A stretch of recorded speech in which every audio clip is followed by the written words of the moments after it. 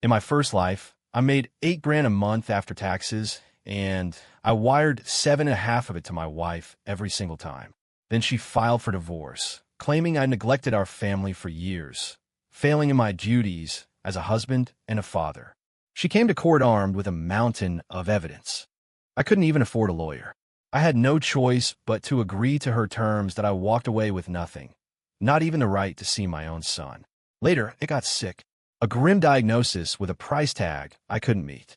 I died broke and alone, but I got a second chance. And this time, I wouldn't be your fool. "Hey, honey, did your paycheck come through?" My wife, Chloe, asked over the phone. The sound of her voice sent a jolt through me, snapping me back to reality. It worked. I was back. Reborn 3 years in my soul-crushing job in Austin. Today was payday. Chloe's voice on the other end was laced with an impatient edge. "Babe, did you get paid? You know the drill. Send it over." "The bills here are just insane," she sighed dramatically. "Liam's preschool tuition, groceries, all the little things. It's like I can barely breathe." Listening to her complain, I felt a cold knot in my stomach. In my past life, her words would have twisted me with guilt. I always figured she was holding down the fort with our son, and the least I could do was send her more money, make her life easier. But now I knew better. Chloe was no saint. Money, not a chance in hell. I glanced at my banking app. A fresh deposit of $8,000. Thank God. I came back just in time. I've been grinding it out in Austin for 3 years. The post-pandemic tech scene was brutal, with layoffs hanging over everyone's head. A few months ago, I lied to Chloe, telling her I'd switch companies and was on a probationary period just to soften the blow in case I actually did get the axe. She was worried enough as it was. This was the end of that 3-month probation. For 3 years, I had sent her $7,500 out of every $8,000 paycheck. And still, she complained it wasn't enough. I was left with a measly $500 a month to survive on in one of the most expensive cities in the country, for rent, food, everything. I took a deep breath. "Chloe, about that. The paycheck hasn't hit yet, and I think I'm about to be laid off." "What? Laid off?" Her sweet tone vanished, replaced by a sharp, piercing screech. "What do you mean? You told me this job paid 6 figures."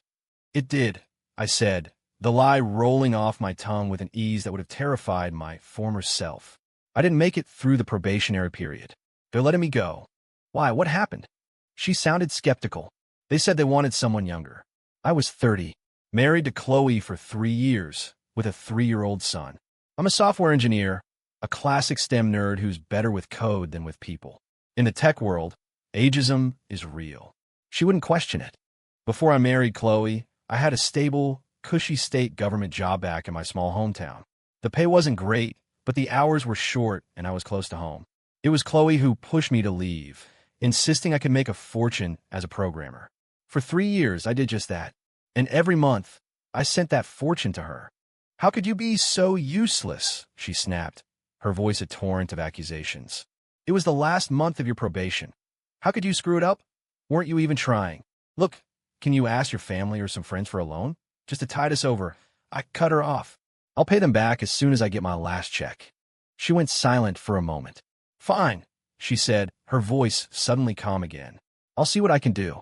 Just take care of yourself out there. Don't work yourself to death." She hung up. Listening to the dial tone, a bitter smile spread across my face. "Keep up the act, Chloe. Let's see how long you can play the part." I was living in a rundown studio apartment on the outskirts of Austin.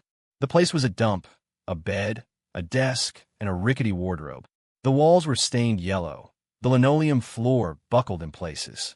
My daily routine was a pre-dawn alarm to catch a packed bus to the office, followed by 10 or 12 hours of coding, often late into the night. I never bought new clothes. I never ate out. Every meal was cooked on a hot plate to save a few bucks. If it weren't for the occasional performance bonus, that $500 a month wouldn't have been enough to survive. This was the life I'd chosen for her. In my first life, I gave her everything, and in return, I got a lonely death. At the divorce hearing, Chloe had laid it all out. He was never there. I handled everything for the house, for our son. Tell me, in all these years, when did he ever act like a husband? He never cared about Liam. He barely even saw him. Does that sound like a father to you? In court, She had a neat little binder full of receipts and text messages, all painting me as an absentee father and a deadbeat husband. I had nothing. The internet had a field day with my story. I was the ultimate chump, a pathetic loser who deserved everything he got. What a spineless idiot, one comment read. Some guys are just born to be miserable. What they didn't know was our history. Chloe and I were from the same small town in Ohio. She was the girl I'd put on a pedestal since middle school, the unattainable goddess I'd crushed on from afar. If I hadn't died that miserable death, I never would have believed she could be so cruel. I was an only child. My parents passed away before we got married, leaving me the family house and a modest savings account. After college, I landed that state government job. I was a typical, quiet, introverted guy, terrible at flirting, and had basically zero experience with women. So when Chloe, the former prom queen, confessed her feelings for me 3 years after we graduated, I was floored. I'd heard she hadn't gone to college. After she turned 18, she moved out to Las Vegas for work. No one knew what she did there, and she'd fallen out of touch with most of her old classmates. At a high school reunion, she showed up looking stunning, more polished and alluring than I remembered. After the party, she asked if I was seeing anyone. I said no. She told me she had a crush on me. You, like me? I remember stammering, unable to believe it. Uh-huh, she'd hummed, lowering her eyes coyly. Staring at her perfect face, my heart hammered in my chest.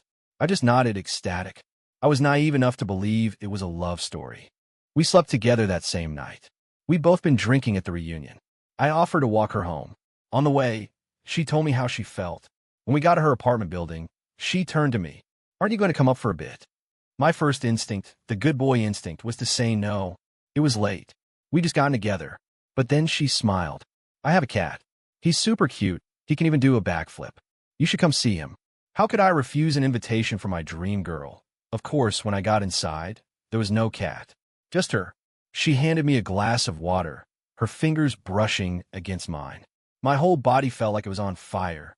A moment later, she was in my arms. Afterward, she told me about her ex-boyfriend in Vegas. A real monster, she said. He'd used her and thrown her away. My heart ached for her. I swore I would be different. That's when she told me she didn't want to go back to Vegas. She was renting an apartment in town and couldn't find any decent work. Her parents, who lived in a rural area nearby, were worried about her. They also had her younger brother to think about. He was getting to the age where he needed to settle down. The conversation naturally drifted toward marriage. Chloe mentioned that her friends from Vegas, when they moved back home to get married, all received huge engagement gifts from their fiancés, like upwards of $30,000. Without hesitating, I told her I'd give her $50,000. You're the best. Thanks, babe, she chirped, planting a kiss on my cheek. At that moment, still in a postcoital haze, I didn't think anything of it. Looking back now, the red flags were everywhere. This had to stop. I had to divorce her. But I'd already given her the $50,000 in cash before we even signed the marriage license. If I filed for divorce now, after 3 years of marriage and with a son, I'd never see a dime of that money again. Wait, Liam, my son, he could be a problem, too. Chloe told me she got pregnant shortly after we got married, conceived on the night of the reunion. I never questioned it then. I needed a paternity test. The guys who get played into raising another man's kid are the ones who always end up with nothing.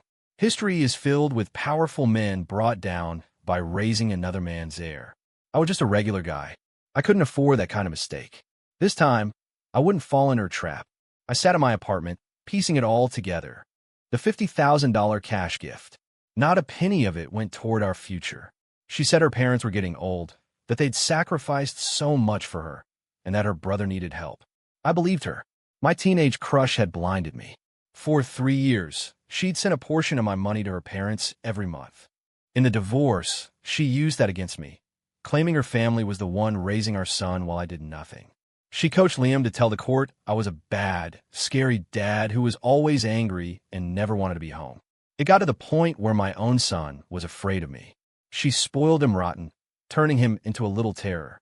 Whenever I came home and tried to instill some discipline, he'd resent me for it. If Liam is mine, I'm fighting for custody. If he's not, she can forget about me funding their happy little life. She's not getting another dollar from me. I'm getting a divorce, and I'm taking back every cent I earned. 3 years in Austin.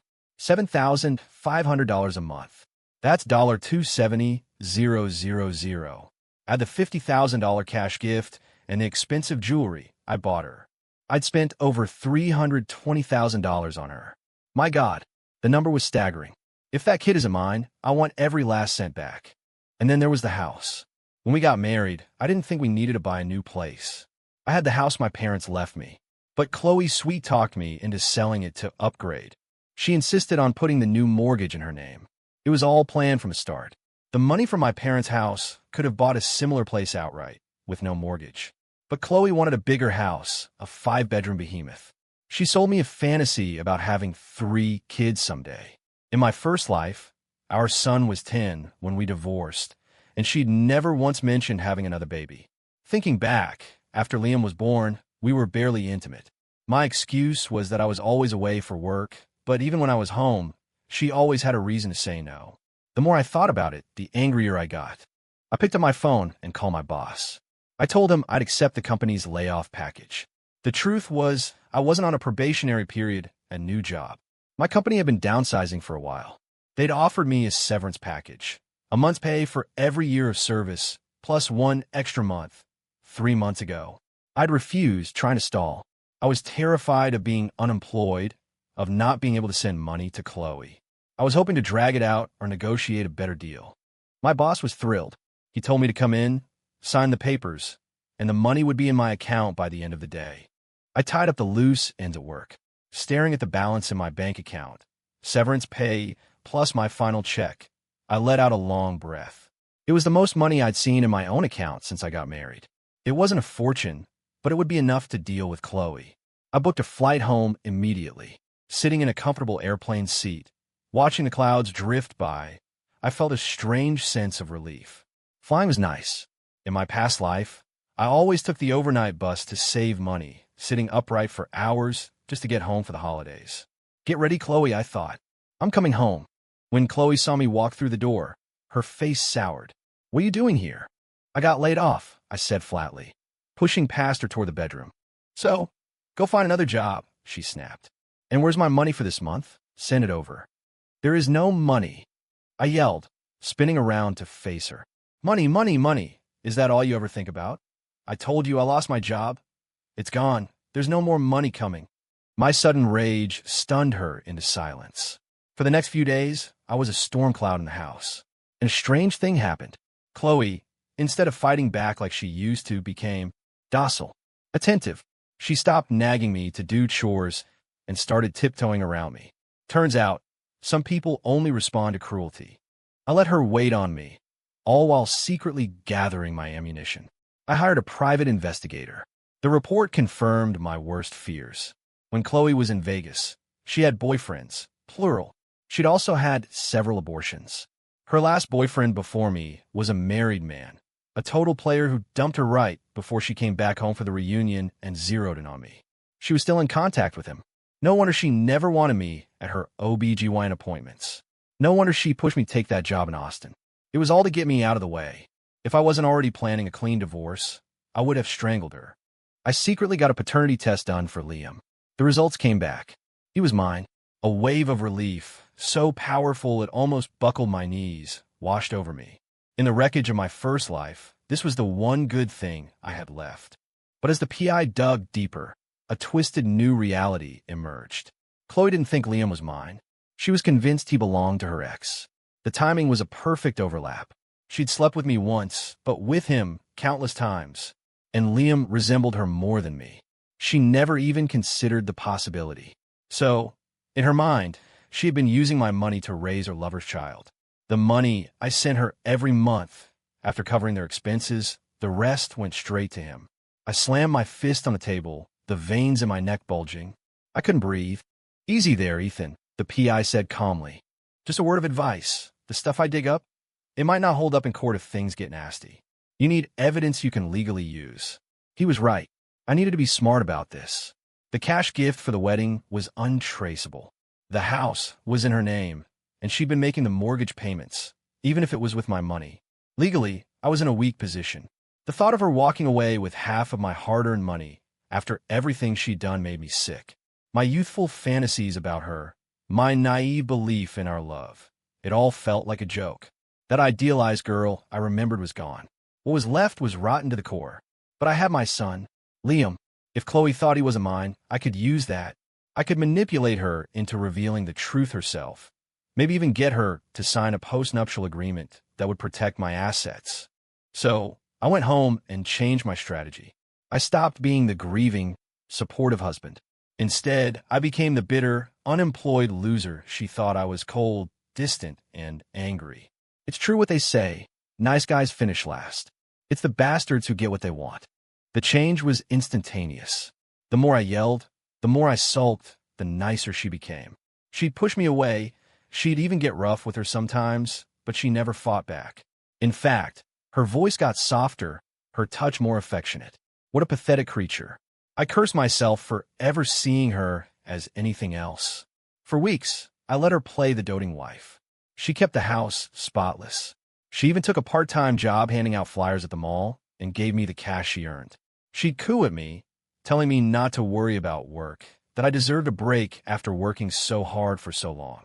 If the PI hadn't shown me her text to her lover, complaining about how she wanted to die every second she was stuck with me and that she was just gathering evidence to file for divorce, I might have actually believed she'd changed. You find being with me disgusting? I thought. The feeling is mutual. Her act was flawless on the surface. But I had everything I needed. It was time to make my move. One afternoon, the nanny was with Liam in the other room. Chloe was sitting on the couch, staring at her phone with a dopey smile on her face. I knew exactly who she was texting. I snuck up behind her. "What's so funny?" I said, my voice suddenly loud in the quiet room. She yelped, jumping a foot in the air. Her phone clattered to the floor. The screen was still lit up. A chat window. "Oh, who are we talking to?" I said, bending down to pick it up. "Don't," she shrieked, scrambling to grab it. But I was taller and faster. I held it out of her reach. You're telling people I'm useless? That I'm a loser?" I scrolled up, pretending to be shocked. "Is this your ex-boyfriend?" "Wait. No, this is the guy you're sleeping with." No. I feigned a complete meltdown. "You've been cheating on me. Both of you, how could you?" Her face was ashen. She had gotten so comfortable with my trust in our past life that she hadn't bothered to delete anything. "It's not what it looks like. Let me explain," she stammered. "Divorce, I want a divorce." I roared, and I slapped her across the face. She stumbled backward and fell to the floor. The nanny peeked out from the other room, her eyes wide with fear. Liam started wailing. Chloe looked like she was about to scream at me, but Liam's cries stopped her. "What is he crying for? Get him out of here," I bellowed. The terrified nanny scooped up my son and hurried out of the room. Chloe seemed to fear what I might do next. She crawled over and knelt beside me. I grabbed her by the throat. Her eyes were wide with terror. She trembled. "Good. Be afraid." "Chloe," I said, my voice low and menacing. "Tell me, is Leah mine?" I. Tears streamed down her face. It was the first time I'd ever seen her cry. In my past life, she was always smiling, especially that smug, triumphant smile she wore in the courtroom. I once swore I would never make this woman cry. I kept that promise, and I died for it. This time will be different. "Ethan, I'm so sorry. Please forgive me." She sobbed, collapsing at my feet. She played the part well. Beautiful, broken, and begging. Any other man might have fallen for it. But I'd already died once because of her. Never again. All I wanted was to protect my assets and my son. I wanted her to feel a fraction of the misery she'd put me through. I want a divorce and a paternity test. I yelled. "No," she cried out immediately. "He's not mine, is he?" I roared back. "We're getting the test. We have to." She didn't answer. She just wept. Finally, she seemed to give up. "Fine. I'll agree to the divorce. You don't have to support him. Just give me the house. In your dreams, you want the house. He's only 3, Ethan. A toddler needs his mother. I won't even ask for child support," she said, getting to her feet, a sliver of her old audacity returning. "He's your lover's son, isn't he?" I saw the texts. "The guy with the wife." Her face went pale. "What are you planning to do? Does his wife know about you?" She was silent for a long moment. "She knows." Of course she did.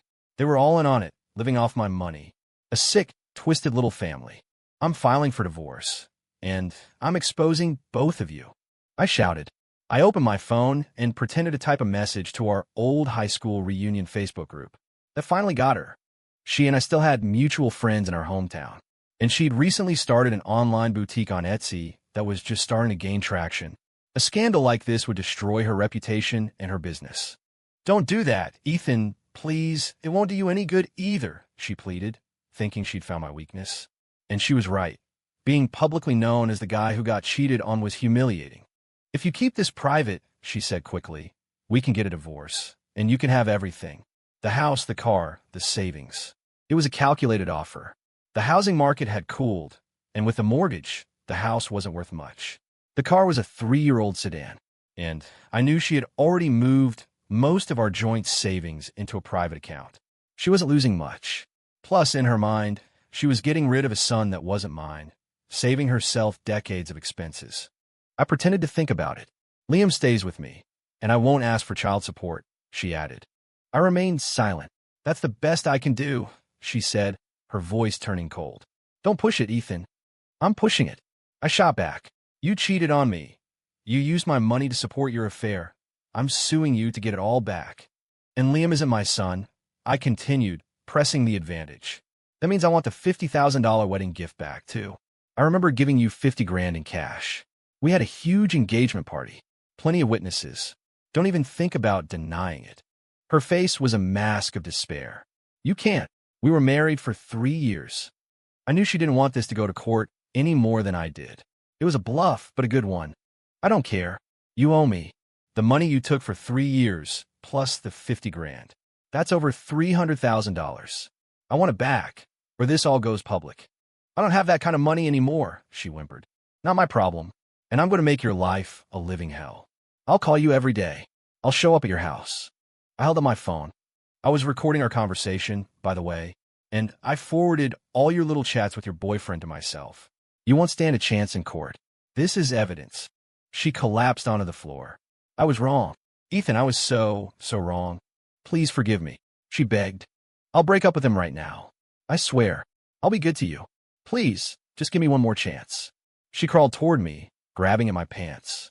"Get off me." I kicked her away. "Don't touch me. You're disgusting." But she clung to my leg, refusing to let go. "I don't have that much. I have 200,000. It's what I saved from my old job. It's all yours." "Not enough. And the jewelry you gave me. I can sell it. It should be worth 10 or 20,000. I'll give you the 200. Okay. I need to keep something for Liam." "And why can't your parents help you?" I countered. "You were always sending them my money. You told me they were helping you raise him." She knew as well as I did that her family support was transactional. Without my money flowing in, she'd be a burden to them. "I can't raise him on my own," she cried. "Fine. I'll take him," I said, "and you can pay me $1,000 a month in child support." But she looked at me, confused. I could see the question in her eyes. "Why would you want him if he's not yours?" "But he was mine. I knew it, and she didn't." That was my ace in the hole. As he got older, he was starting to look a little like me, but she was too caught up in her own narrative to see it. "Don't worry," I said, softening my voice to sound convincing. "Even if he's not mine, I've raised him for 3 years. He feels like my son. 1,000 a month? I don't have any savings left. I can't." She was tempted, but the thought of paying was killing her. I knew I had to make the deal airtight so she couldn't come back later and claim it was unfair. I decided to make one final concession. "Okay, forget the child support," I said. "We'll put it in the agreement. You pay nothing.